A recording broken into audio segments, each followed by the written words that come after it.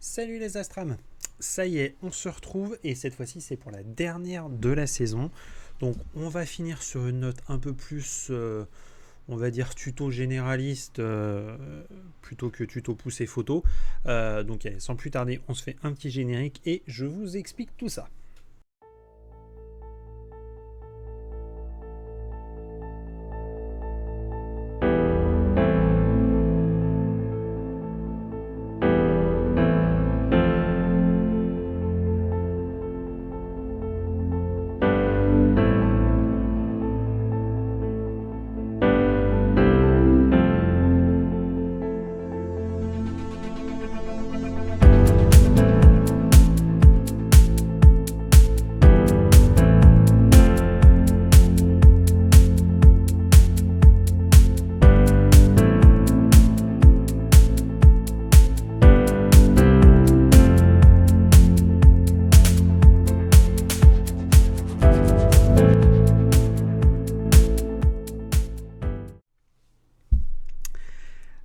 Alors, souvenez-vous, il y a quelques temps, je nous avais fait une petite vidéo très courte sur comment intégrer un horizon personnalisé sur Nina.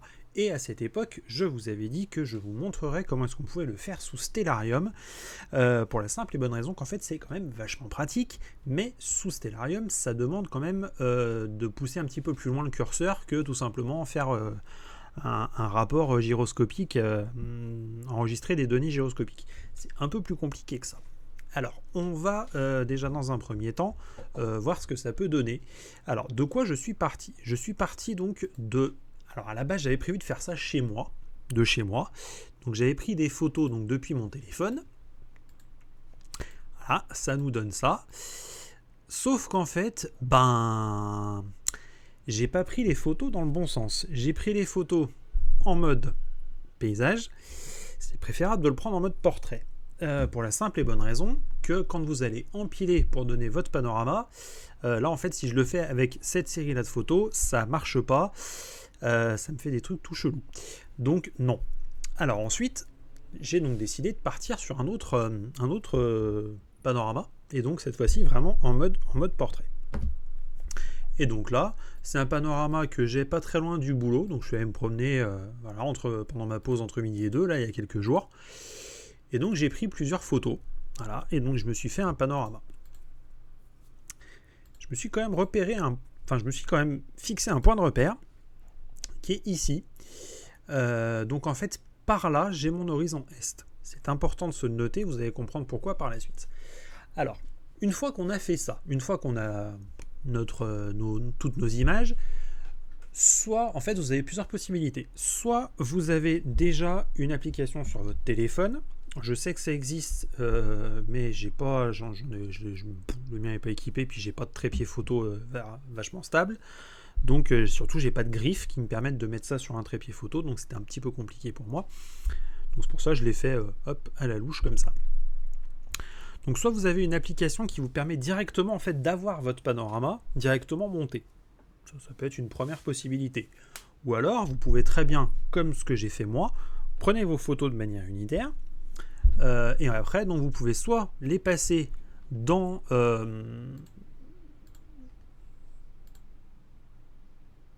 je vais y arriver, dans Photoshop. Vous allez donc dans édition, dans n'importe quoi, dans fichier, vous avez automatisation et vous utilisez la fonction photomerge. On l'avait déjà vu notamment pour les mosaïques. Il y a déjà... c'était la saison dernière, je crois. Donc voilà, on peut faire ça comme ça. On peut aussi passer par Microsoft ICE, qui marche aussi très bien. Alors, il paraît qu'on peut le faire avec GIMP. Il paraît. J'ai cherché un petit peu. J'ai effectivement trouvé deux plugins qui permettent de le faire. Un qui ne permet de faire ça qu'avec deux images.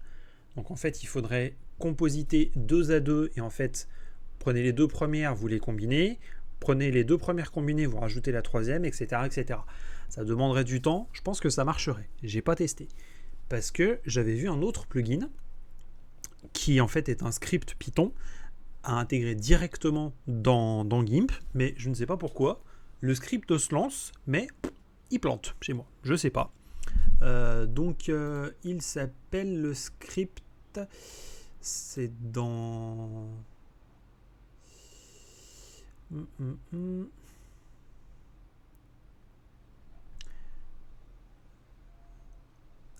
Arrange as Panorama. Ça marche pas, je sais pas pourquoi. Voilà. Et Stitch Panorama, c'est celui qui ne permet de combiner que de 2 images en même temps. Donc bref, vous faites n'importe quelle technique que vous voulez, tant que vous obtenez un panorama derrière. Alors, on va rester sur un GIMP, tiens, pour commencer. Allez, hop, ça va changer un petit peu. Je vais faire celui qui maîtrise vachement bien GIMP. Hein. C'est pas tout à fait le cas, mais c'est pas grave. Alors, voyons voir. Alors, l'idée, en fait, quand vous regardez sur Stellarium, c'est d'avoir en fait vraiment toute la partie basse, toute la partie en fait terrain. C'est ça en fait essentiellement qui nous intéresse. Donc, on a le choix. On peut le faire de 2 manières différentes. Enfin, surtout, on a deux cas différents. Un premier cas, qui n'est pas le mien sur la photo, vous avez un ciel parfaitement bleu. Là, rien ne vous empêche. Je ne sais pas si c'est possible sur GIMP. Ah bah si. Sélection par couleur. Voilà. En fait, c'est l'équivalent de Photoshop. C'est la sélection par plage de couleurs. Voilà. Ça marcherait très bien si on avait un ciel parfaitement bleu. C'est pas le cas. Donc, là, dans notre cas de figure, ça va pas marcher forcément comme ça. Donc là, moi, j'y suis allé aussi bien avec GIMP qu'avec Photoshop, avec un coup de baguette magique. Ça marche bien aussi. Donc, vous arrangez le truc, vous sélectionnez toute la zone que vous ne voulez pas avoir donc, dans votre sélection, et on s'enlève les mains, on se débrouille, hop, on est tranquille. L'idée, c'est vraiment de faire un découpage de tout le ciel, voilà, et de pouvoir le virer, le dégager. Donc, vous additionnez donc toute votre sélection. Alors, ouais, c'est vrai qu'effectivement, là, j'ai quand même beaucoup de trucs d'ouvert avec mon PC, ça va peut-être être un petit peu la galère. Donc voilà, je vous montre les outils, je vous montre pas comment est-ce qu'ils fonctionnent, parce qu'alors là, sinon les pauvres, on est parti pour de la galère de chez galère, mon PC ramant. Donc voilà, vous faites l'ensemble de la sélection du ciel, et ensuite, une fois que vous avez cette sélection, vous pouvez très bien la supprimer. Enfin, vous supprimez l'intérieur de la sélection. Ce qui fait qu'il ne va plus vous rester que l'avant-plan, que le sol. Donc une fois que vous avez votre sol, ce que vous pouvez faire, alors là, je vais fermer GIMP, malheureusement. Est-ce que je voulais encore vous montrer quelque chose avec GIMP ? Oui, alors après, effectivement, on peut encore le faire d'une autre façon. C'est moins pratique, quoique... si, en fait, si, ça peut le faire. C'est la sélection par le lasso. Sélection à main levée. Donc en fait, on peut très bien définir, par exemple, hop, voilà, je définis ça, hop,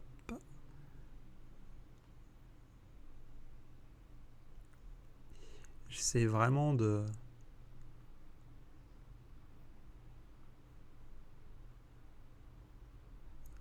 faire ça le mieux possible. Alors après, voilà, là je le fais vraiment très très rapidement, sans zoomer. C'est juste histoire de vous donner une idée. Et il faut bien penser à venir fermer la sélection. Tac, voilà. Et donc là, il nous a normalement créé une sélection.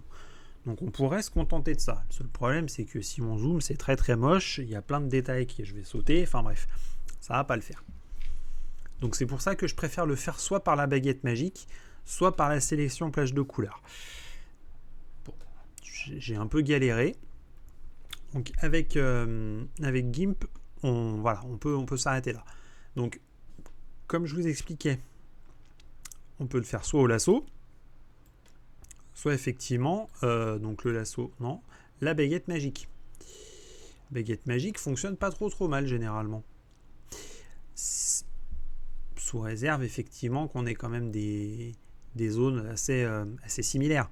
Si effectivement vous voyez là par exemple, là j'ai quand même pas mal de zones déjà qui peuvent s'ajouter, et je peux après derrière voilà venir rajouter encore une zone, etc., etc. Ça peut le faire, ça demande un peu de travail, mais l'avantage c'est qu'au moins ça vous permet déjà de quand même pas trop mal découper. C'est déjà bien. Bon, j'ai quand même mâché le travail un petit peu. Une fois que vous avez fait ça, une fois donc que vous avez découpé l'intégralité de votre avant-plan, vous allez donc aussi bien dans GIMP que dans Photoshop créer un nouveau document. Alors, j'ai vu passer plusieurs infos. J'ai vu passer du 4096 par 2048, du 2048 par 1024 pixels. On est toujours en pixels, hein, je précise. Honnêtement, 2048 par 1024, ça marche bien. Voilà. 4096 par 2048, je pense qu'après, en fait, ça doit être une question de résolution par rapport à vos photos. Mais on est quand même maintenant généralement sur des appareils photo qui ont des résolutions quand même pas trop mal. Donc, à mon avis, ça doit passer à ce niveau-là. Donc, vous créez un nouveau document. Et par contre, ah oui, j'ai oublié de vous montrer. Vous créez un nouveau document et vous le mettez bien donc avec ces dimensions-là. La résolution, je vous rappelle un truc. 3 paliers à connaître par cœur. 72 pixels par pouce, 72 ppi. C'est vraiment de la basse résolution. En gros, c'est voilà, de la consultation de documents sur Internet, de trucs comme ça. 150 ppi, c'est une résolution, on va dire, plus classique, plus conventionnelle. Voilà, des textes, des documents. On commence quand même à avoir un petit peu de détails. 300 ppi, 300 pixels par pouce, là on est vraiment sur de la haute définition. Donc moi j'ai préféré rester en 300 ppi, tout simplement parce que l'appareil photo de mon téléphone est quand même un 102 mégapixels. J'ai quand même, mes pixels sont effectivement peut-être tout petits, mais j'ai quand même de la définition. Ensuite, ce qu'il faut savoir, c'est que là, en fait, on veut juste un avant-plan. On ne veut pas de ciel, on ne veut pas d'éléments au-dessus de notre horizon. Enfin, au-dessus de notre sol ou de nos arbres. Donc, il nous faut forcément un contenu d'arrière-plan transparent. Obligé. Ce qui fait qu'en fait, on va se créer quelque chose voilà, qui va ressembler à ça. Alors, voilà moi ce que ça a donné. Vous voyez, donc j'ai supprimé mon ciel, j'y ai passé un peu de temps, donc après on peut voir que si on zoome, il y a quand même il y a du job, hein, il y a du job. J'ai quand même pas mal détouré. Alors après, on n'est pas obligé d'être hyper précis, hein. Vous voyez, par exemple, c'était par là, devait y avoir une antenne. L'antenne, je l'ai virée. De toute façon, voilà, je m'en fous. L'antenne, c'est pas vraiment ça qui va me gêner. Est-ce que j'ai vraiment besoin d'aller détourer dans le feuillage des arbres? Non, parce que si j'ai un objet qui va passer dans l'arbre, à la limite, je m'en fous. Je vais attendre qu'il soit au-dessus de l'arbre pour le pointer. Voilà, ça paraît, enfin, il faut rester un petit peu logique. Si vraiment vous voulez vous casser la tête, libre à vous, hein, il n'y a absolument aucun problème. Donc, voilà. Moi, j'ai eu un petit problème, c'est qu'en fait, mon panorama, j'avais pas assez bien pris en compte le sol. Donc, il a fallu que je complète. À la limite, on s'en fout. Le sol, c'est pas ça qui nous intéresse. Bon, voilà, là, moi, j'ai décidé quand même d'essayer de respecter un petit peu l'image, donc ça m'a donné un truc comme ça. Ça fait un peu chelou, je vous l'accorde, mais on n'est pas si mal que ça. Donc, une fois que vous avez fait ça, vous enregistrez, vous nous faites un petit fichier enregistré sous. Alors, moi, comme d'habitude, je l'ai sauvegardé dans un premier format sous format Photoshop, PSD. Alors après, le format de GIMP aussi marcherait très bien. Mais par contre, pensez bien à l'enregistrer sous un autre format. Donc vous enregistrez une copie et vous enregistrez la copie au format PNG. Pourquoi? Tout simplement parce que c'est le seul format informatique qui va être capable de gérer un fond transparent. C'est ça surtout qui nous intéresse. Donc vous l'enregistrez à un endroit où vous êtes sûr de ne pas l'oublier. Et après, donc, on se retrouve à l'emplacement de mon fichier. Allez, hop, on y go. On est là. Allez. Donc, on va se le mettre là. On va se le copier. N'importe quoi. Allez.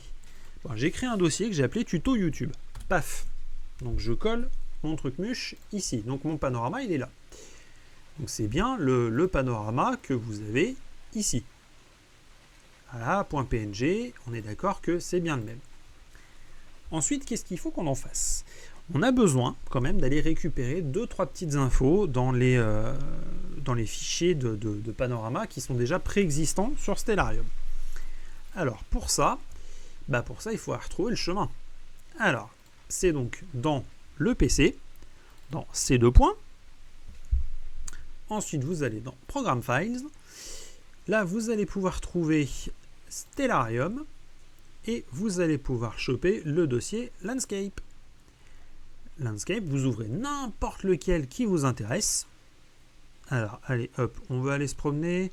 On va aller se promener sur Saturn, tiens, par exemple. Là, vous avez tout un tas de fichiers. Comprend rien. Comprend pas. Mais par contre, le fichier landscape.ini, il nous intéresse. Donc, ce fichier-là, c'est celui-ci que vous allez copier et coller. C'est assez important. Donc, on va se le copier, CTRL-C, et vous allez venir le coller dans votre dossier. Vous l'ouvrez. C'est tout simplement un fichier texte, hein, donc vous vous embêtez pas, vous double-cliquez dessus. Voilà. Et là, vous avez tout un tas de trucs. Qu'est-ce qui va nous intéresser? Alors, histoire de ne pas dire de bêtises, histoire de ne pas faire de bêtises, je vais aller voir ce que j'avais fait, quand même. Histoire vraiment de partir sur quelque chose de logique. Allez, je l'ouvre. Voilà. Alors, donc,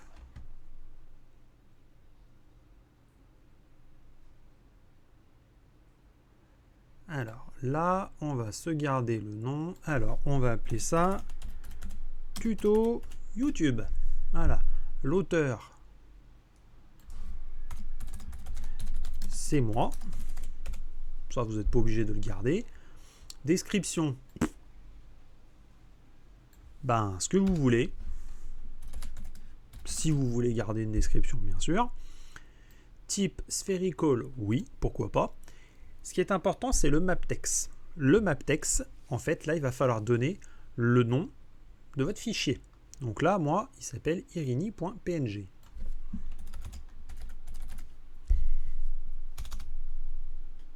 irini.png. Qu'est-ce que j'ai d'autre? Ah oui. Et alors, on pourrait très bien laisser ça comme ça.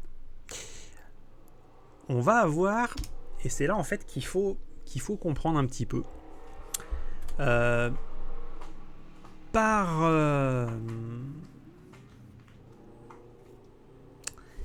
Notre planétarium qui est Stellarium, en fait, il a besoin d'un point de référence.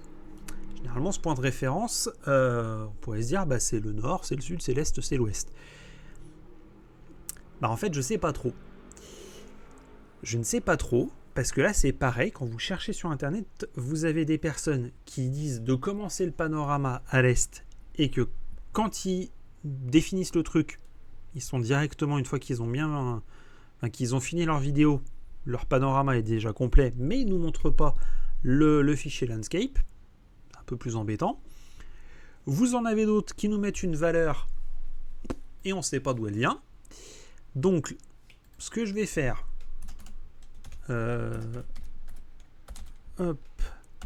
angle tiré du 8, rotatèse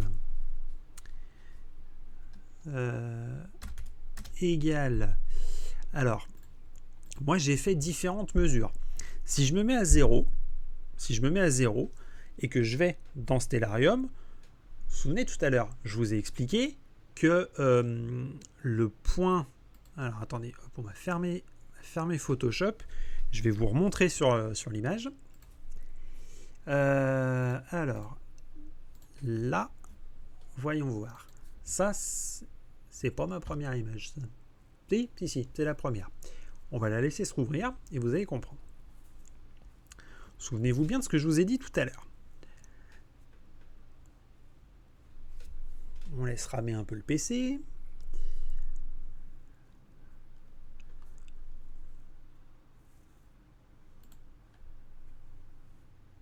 souvenez-vous bien, tout à l'heure je vous ai dit que j'avais pris un point de repère et que mon horizon est, selon la boussole de mon téléphone, était quelque part par là.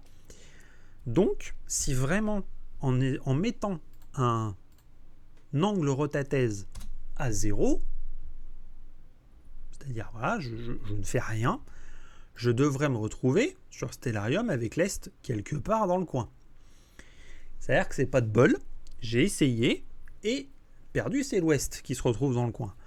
Donc c'est pour ça que je me suis dit, c'est pas 0, c'est 180. Donc c'est pour ça que j'ai mis 180. Après voilà, à vous de voir. Prenez bien un point de repère, c'est vraiment le conseil que je peux vous donner. Vous prenez un point de repère, vous essayez avec 0, et puis en fonction de ça, en fonction de ce que vous avez comme point cardinal, une fois que vous faites ça à 0, vous ajustez. Pour moi, je pense que c'est 180. Donc, hop, et j'enregistre ça comme ça. Maintenant, donc celui que j'avais fait de base, on est bon. Maintenant que j'ai fait ça, je vais copier mon dossier de tuto YouTube. Et je vais venir le mettre dans le même chemin que tout à l'heure. Je vais venir le mettre, ça c'est tous nos panoramas qui sont déjà de base dans Stellarium. Généralement, il vous demande si vous avez les droits d'utilisateur pour y aller, mais c'est votre PC, il n'y a pas de raison que vous ne l'ayez pas.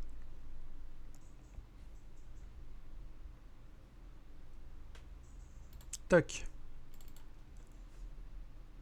Voilà, donc on a bien nos deux trucs. Maintenant, qu'est-ce qui va se passer ? Va falloir aller le définir dans Stellarium. Donc, pour ça, on va se fermer les trucs un peu inutiles. Ça sert à rien que je garde tout ça d'ouvert. Mon pauvre PC, il va plus en pouvoir. On se lance Stellarium et on se retrouve donc le temps que Stellarium nous lance tout ça. Alors, pourquoi je vous ai fait cette vidéo pour finir la saison ? En fait, je me suis aperçu que, à force d'utiliser Stellarium, j'avais un problème. Ce problème était que j'utilisais le panorama de base. Or, quand je fais de l'astro, je ne suis pas chez moi. Chez moi, j'ai mes points de repère. Le seul problème, c'est qu'en fait, je le fais, pour être tout à fait honnête, je le fais chez mes parents. Tout mon matériel est chez mes parents. Certes, j'ai l'habitude d'y aller, mais je ne sais jamais exactement où se situe mon nord, où se situe le sud, etc. etc. J'avoue, j'ai un peu de mal. Je ne sais pas pourquoi, j'ai un peu de mal là-bas. Donc, je me suis dit, Crotte, ça serait quand même pas mal de te mettre vraiment le panorama du jardin et d'être tranquille. Bon, c'est pas de bol, la dernière fois que j'y suis allé, j'ai oublié de faire un panorama pour vous faire cette vidéo. Ça m'aurait arrangé, mais c'est pas grave. Donc, ça permet en fait vraiment, en un seul coup d'œil, et en plus c'est vraiment une manip, alors, hormis le découpage du ciel qui peut prendre un petit peu de temps, c'est quand même une manip qui est assez rapide, mais qui va quand même derrière vous faire gagner pas mal de temps.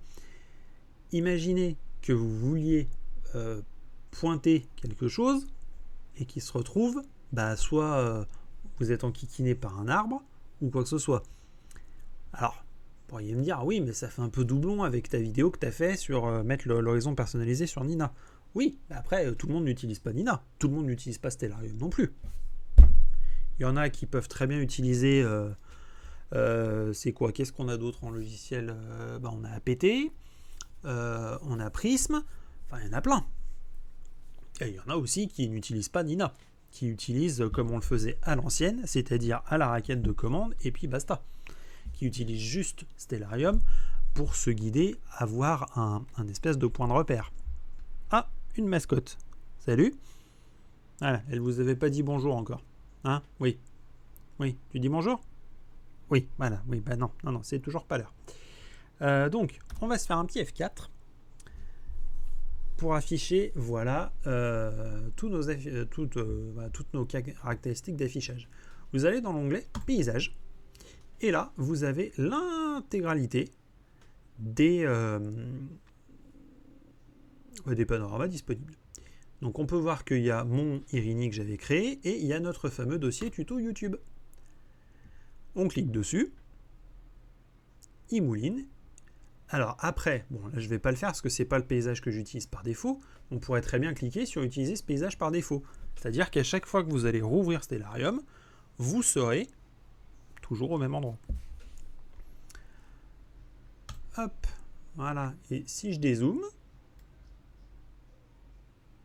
vous voyez. Alors, on va naviguer un peu. Qu'est-ce que je nous avais dit? Eh ben, vous voyez, je vous avais dit que mon est était quelque part dans le coin. Ben voilà, j'avais raison. Donc, c'était bien la bonne valeur pour moi. Alors, voyons voir ce que ça peut donner maintenant, si on avance un peu le temps.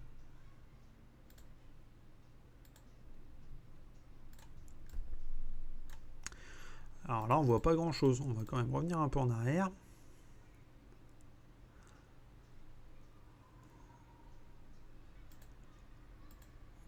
Voilà. Comme ça, au moins, on a encore un petit peu de, choses intéressantes. Et bah, qu'est-ce qu'on peut en dire? Bah, on peut en dire que ça serait quand même pas mal que j'aille faire de l'observation dans le coin. Je sais pas ce que vous en pensez, mais ouais, c'est quand même pas trop mal dégagé. J'ai un horizon qui est assez dégagé sur un peu tout.